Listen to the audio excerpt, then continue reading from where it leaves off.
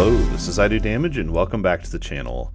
In this Torchlight 3 video, I want to talk about the Sharpshooter and do kind of a starter beginner guide type of video. This is going to be kind of the first of its type in the early access state of the game, so I'm excited to jump in and see what we can learn. When you very first start off as a sharpshooter, the game will give you tight grouping, I think is the skill that you can use. So before we jump into the skills, let's take a real quick step back and just let me explain kind of how the class works in Torchlight 3. So the sharpshooter has two different skill trees. You have precision and adventure skills. And that's important to know because it's really going to tailor in to this class's like specialty.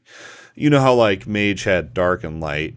This has your precision and adventure type of things, but it works way differently. It's pretty interesting. So let me try to explain it to you real quick, best I can. The way it works is whenever you use an adventurer skill, you then are charged up and your next so many precision shots will trigger a special bonus. You can see here on Scout's Bones that when I use this skill, I then have my next 3 precision skills will apply Scout's Poison for 6 seconds. Each adventurer skill has its own effect that synergizes and goes off and use your precisions. My favorite here is Goblin Legion, that whenever you use a precision skill, the next 3 after casting this skill will summon an additional goblin. And it's also displayed on the UI really clearly for you. So just so you can kind of see what it looks like, so I'm going to use my Goblin Legion here. And then you can see down here, this is now lit up.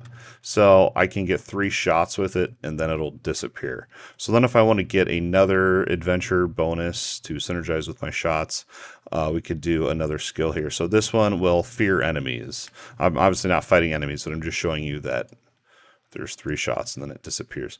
And then these little ammo looking things are their ammo. Those are your bullets. So when you're all out of those, you just have to wait for them to passively recharge. But as you can see, they do recharge pretty quick. There's also a skill you can get to reload.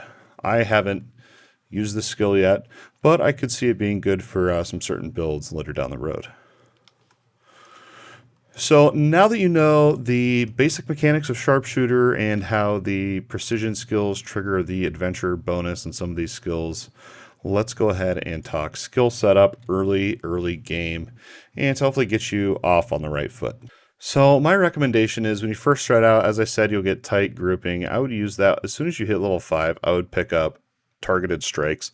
This seems to be statistically the most damage at that point in the game. And you know, I wouldn't waste Respectacles. I would try to save those until you've really decided on a build that you really want to pursue. But yeah, I would pick this up and you'll probably see a big damage increase there. You can see Explosive Arrow. That's what I'm using currently and it's pretty insane. But you won't unlock that until level 15, but that's what it looks like. It's pretty good AoE damage. So what targeted strikes does is it fires 3 piercing shots that each do weapon damage. Pretty simple. And they pierce. So you can see why that's a good thing. And then at 3 points, you get the passive for ammo recharge rate. So even if the skill is not on your bar, you're still getting that passive buff of the ammo recharge, which is pretty good. And you can also see each hit in a row or in a volley now deals 75% more damage. And on the last tier bonus, every 3rd targeted strikes fires larger arrows that deal double damage. So that's every 3rd time that you use the skill, it'll do more damage. So I personally wouldn't go after that. There's definitely other more impressive tier 3 bonuses on some of the other skills. But so yeah, once you're level 5, I'd pick up that. And then let's talk a little bit here about the adventure tree. So when you first start and while you're trying to get to level 5, you'll have some points to burn. I definitely recommend Goblin Legion early game. It's just incredible because you summon these monsters that can deal passive damage. Yes, they do die somewhat quick on ridiculous mode, but overall, I've been very pleased with the skill, and that's why I've maxed it all the way up to level 10. I mean, you can see the tier bonuses there and why they're good. When I very first started playing Sharpshooter, I did go into Scout's Bones, and I wasn't super impressed with it. It's just the fact that, you know what I mean? There's no passive damage. Whereas my pets will sit there and keep smacking stuff even after I've cast this skill. So again, that really comes down to personal preference and yeah, I really wanted to try to get a pet theme going because I really like pet builds. So out of the first two skills, Goblin Legion is the way to go in my opinion. And once you're around level 5, then you'll unlock your Ghost Vistage. This is going to be your movement skill. If you're not aware by now, every class has movement skills. And they're really good to get you out of harm's way. They're a good circuit breaker. There's a lot of body blocking in this game, so these are really good ways to get out. This one's really good because once you use it, you're actually invisible for like 6 seconds until you attack. And then you pop out, obviously. But literally, mobs won't attack you while you're invisible. So it's quite cool. Definitely recommend picking up that skill. Again, this was just kind of like the Dust Mage, where I just put 1 point in, and it's just for the mobility, just to get me out of harm's way. Sure, an extra charge would be nice, but I wanted all my points to go into Goblin Legion as quick as possible, because that's just so much damage, passive damage right there. It's just so nice. So by this point in the game, you'll be level 5. Let's push on to when you hit level 10 and look at our options here.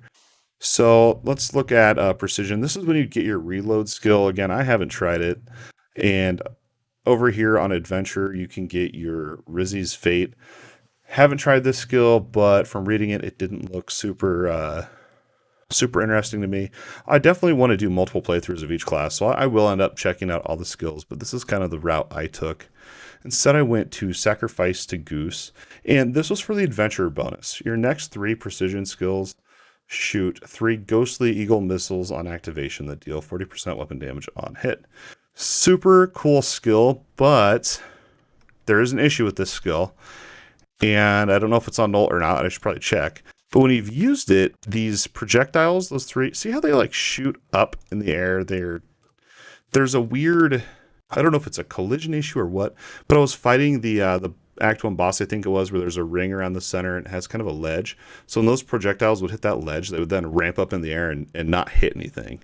So if it wasn't for that glitch, I would definitely be using this skill a lot more. But since there's that issue, I just decided to not use it. Instead, let's see, I think I had Scout's Bones on my bar just as a filler adventure bonus. But, it's definitely not top priority, since you got to remember your Goblin Legion does have like a 30-second cooldown. So you will need some sort of filler. So I guess 1 point in Scout's Bones early on just for that then. So yeah, that's your adventure tier 3 level 10 options there. Over here on Precision, we already touched on Reload.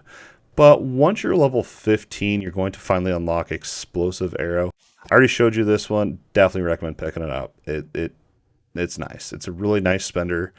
And the fact that you can shoot over ledges and stuff, it feels awesome to use, honestly. It's such a cool skill. And the sound effects are pretty sweet, too. And, you can look at the tier bonuses there and kind of decide for yourself. But I did get the tier bonus for that burn damage. Stun for 1 second, kind of whatever. And then I did want to get the tier 3 bonus to try to do a basic attack build. But basic attacks are something that it seems like the developers have a way that they want people to do a basic attack build. And I've seen a couple things that would make that somewhat viable. But I don't know. I feel like that's a whole nother conversation we could have. So let's not jump into that right now. But definitely interesting there. Maybe one day I will end up pursuing one of those builds. You also have Heartseeker, which is a piercing arrow that knocks back and does weapon damage and leaves them bleeding. So you could see the synergy here with your bleeding relic, your bleeding edge. Is that what it's called? Bleeding edge? Or am I thinking of Wilson? Whatever the bleeding relic is, you could use. I didn't do it. To be honest with you, there's a lot of stuff I wanted to try, but at the point of recording this video and kind of working on this build, Act 3 is not out yet, so there wasn't loads to test, and I definitely want to do a follow-up build, more of a mid to end game type build. But this definitely should get you started off on the right foot. As far as level 20, just last few ideas here, and I guess we kind of missed talking about Curse of Pi. Curse of PP. I don't know how you say it. Anyway, definitely cool ability. I could see a lot of potential in a multiplayer co-op. A lot of utility here, where it basically reduces damage done from enemies by 15%. You can stack it up to 2 times. So that's 30% less damage, You can also get it to kind of pulse after you've casted it on the tier 3 bonus there. Cool little skill. Definitely not my favorite skill, but has some utility. This one's pretty sweet though, the Loyal Shasta. This is basically a like a wolf thing, you can see here. But what I really like about it is two things. First of all, the bonus you get, you can fear enemies for 3 seconds. Really good for CC and staying alive on Ridiculous. Also, the thing taunts. And then you can also increase the duration. So in theory, you can get 3 to 4 taunts out, which then on the tier 2 bonus increases damage to taunted enemies. And that's a passive ability, I believe. So all of my skills would do 50% more damage to taunted enemies, which it would basically be like almost all the time in theory. So definitely recommend Shasta here. Again, if Sacrifice to Goose was working, I'd probably be using that instead of a Curse of Pie. But there you go. That'll get you started out early on. We can talk about pets real quick here. Basically use the best skills that you have. I always like to go crit aura, damage aura, defense aura. And, you know, the other one I kind of mess around with. I've gone healing before, screeching. I've tried them all, really. I really want to get Necropupper, just because it sounds cool, but haven't gotten lucky enough yet. As far as a relic, I would go with the bleeding relic. I don't think it's Bleeding Edge. What's it actually called? Let's get the name right here. Blood Drinker. I was totally thinking of the wrong name, wrong game. My bad on that one. I would definitely go with Blood Drinker just because I saw that synergy there with Heartseeker. But, you know, at the end of the day, current state of the game, Bane is way more powerful. You're not going to go wrong with Bane. So, waiting for that relic patch update to kind of balance out those. So, we'll update the guide as we need to. That takes care of relics, and then as far as your legendarium, definitely Egg of Wonder. This I have a feeling is going to be patched when Act 3 comes next week on Tuesday, which will be the video. When this video comes out, that'll already be out, so maybe I'll put down in the comments or something if I've changed my mind, but definitely Bone Blocker as well, so when you activate your relic, you can summon more skeletons. I'm looking out for a Bone Razor. I'm sure there's other things. There's a set also that you can get. Similar to the Dust Mage, where it gives you more levels to your skills, the Musketeer set.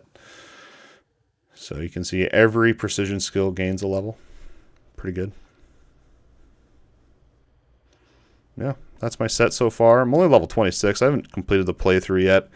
I just really wanted to get kind of an early game guide out for the Sharpshooter just for you. I hope that you enjoyed the video and all the other content on the channel. If you do, don't forget to like, subscribe, ring that bell, share it with all your friends. I can't thank you enough for your time and watching this video. I truly hope that this was helpful to just someone out there. Let me know down in the comments what you think. What did I miss? What should I change? Or is it just the perfect build and everything's spot on? Hit me up on social media. All the links will be down below. As always, thanks for watching, and we'll see you next time.